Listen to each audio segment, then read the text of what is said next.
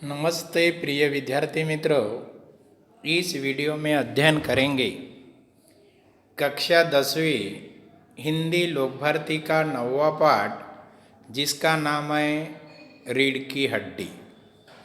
रीढ़ की हड्डी यानी मुख्य सहायक होना। पाठ का अर्थ हो गया मुख्य सहायक होना। और इस पाठ के लेखक है जगदीश चंद्र माथुर। अब विद्यार्थी मित्रों, लेखक का परिचय देखेंगे।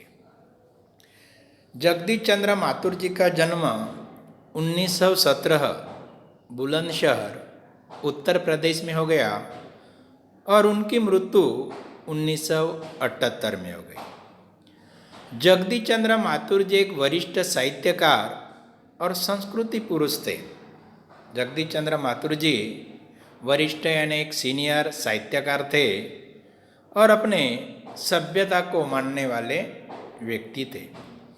आपने आकाशवाणी में काम करते हुए हिंदी को लोकप्रिय बनाने में महत्वपूर्ण योगदान दिया।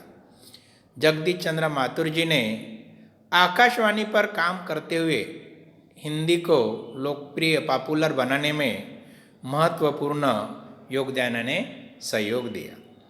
आप प्रसिद्ध नाटककार के रूप में प्रतिष्ठित है। जगदीश चंद्र माथुर जी एक प्रसिद्ध नाटककार के रूप में सम्मानित है। अब देखते हैं जगदीश चंद्र माथुर जी की प्रमुख रचनाएं। कोणार्क, पहला राजा, भोर का तारा, शारदिया आदि आपकी प्रमुख रचनाएं। विद्यार्थी मित्रों, रीढ़ की हड्डी इस पाठ की विधा है एकांकी। एकांकी यानी एक अंक का नाटक। अब देखेंगे रीढ़ की हड्डी इस एकांकिका में लेखक ने किस बात का वर्णन किया है। प्रस्तुत एकांकिका में जगदीश चंद्र माथुर ने स्त्री शिक्षा के महत्व को दिखाया। रीढ़ की हड्डी इस एकांकिका में एकांकिकार जगदीश चंद्र माथुर जी ने स्त्री शिक्षा का कितना महत्व है, इस महत्व को इस एकांकिका के माध्यम से दिखाया। समाज में दकियानुसी विचारों पर प्रहार करते हुए, दकियानुसी यानी पुराने विचार, नारी सम्मान को महत्व प्रदान किया है। उन्होंने जो पुराने विचार को मानने वाले लोग हैं, इन विचारों को आघात करते हुए नारी को सम्मान उन्होंने एक एकांकिका के माध्यम से दिया है। अब विद्यार्थी मित्रों, इस एकांकिका के पात्र कौन कौन से वह देखते हैं। पात्र: उमा सुशिक्षित युवती, रामस्वरूप उमा के पिता, प्रेमा उमा की माँ, शंकर युवक, गोपाल प्रसाद शंकर के पिता, रतन रामस्वरूप का नौकर। ये हो गए विद्यार्थी मित्रों रीढ़ की हड्डी इस एकांकिका के पात्र। अब एकांकिका देखते हैं। एक कमरा, अंदर के दरवाजे से आते हुए जिन महाशय की पीठ नजर नहीं आ रही है, वह अधेड़ उम्र का, जिसकी पीठ नजर नहीं आ रही वह अधेड़ उम्र का यानी लगभग 50 वर्ष आयु का है। एक तख्त को पकड़ते हुए कमरे में आता है। एक तख्त यानी लकड़ी के चौकी को पकड़ते हुए कमरे में आते हैं। तख्त का दूसरा सिरा, सिरा यानी किनारा, उस चौकी का दूसरा किनारा उनके नौकर ने पकड़ रखा था। अब देखते रामस्वरूप क्या कहता है। अबे धीरे धीरे चल, अब तख्त को उधर मोड़ दे, उधर। तख्त के रख जाने की आवाज आती है।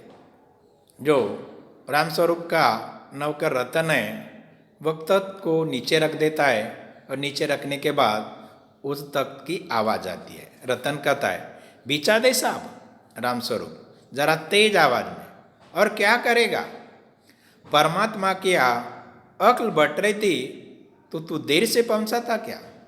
तब रामस्वरूप को थोड़ा गुस्सा आता है। जब रतन कहता है कि उसको बिछा दूं क्या, तब कहता है कि परमात्मा ने ईश्वर किया। जब अक्ल बट रही थी तो तू देरी से पहुंचा था क्या, बिछा दूं। तो फिर भी रतन अपने मालिक का गुस्सा न मानते हुए फिर से कहता है, बिचादू साहब, और यह पसीना किस लिए बहाया?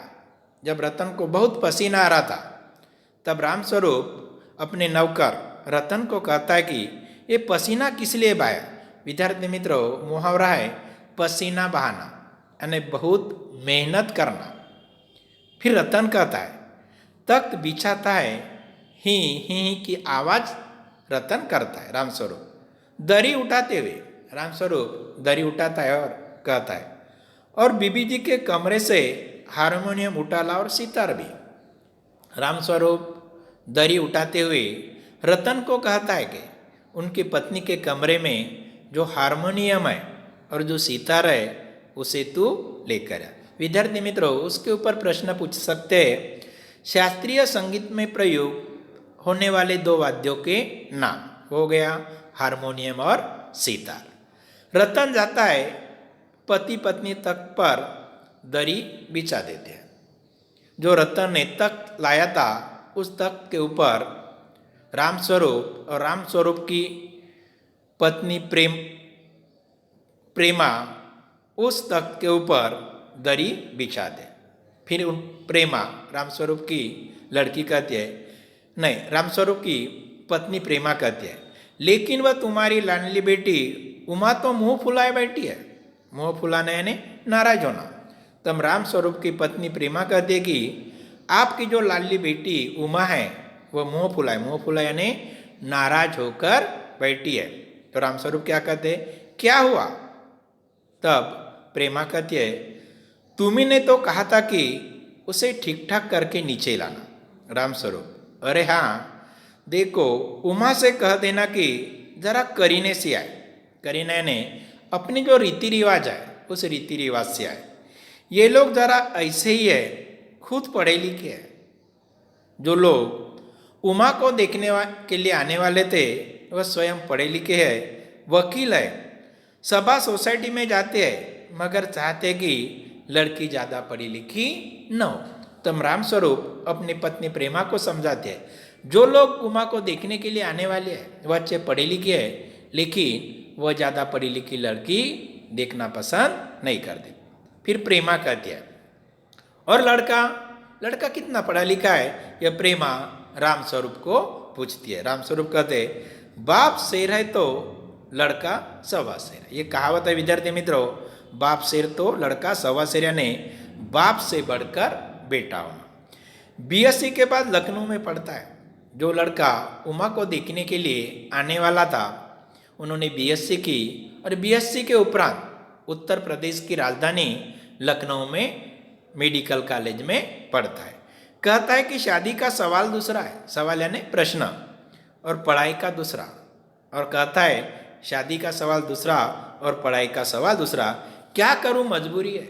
रामस्वरूप अपनी पत्नी को कहते कि क्या करूं, यह मेरी मजबूरी है। फिर रतन यानी रामस्वरूप का नौकर कहता है, बाबूजी बाबूजी, धीमी आवाज। रामस्वरूप दरवाजे से बाहर झांक कर, अरे प्रेमा, वे आ भी गए। तब रामस्वरूप अपनी पत्नी प्रेमा को कहते हैं कि जो उमा को देखने के लिए आने वाले थे वे आ भी गए, तू उमा को समझा देना, थोड़ा सा गा देगी। रामस्वरूप अपनी पत्नी प्रेमा को समझा देगी, थोड़ा गाना वगैरह गा देगी। आइए आइए, हाँ, मकान ढूंढने में कुछ तकलीफ तो नहीं हुई।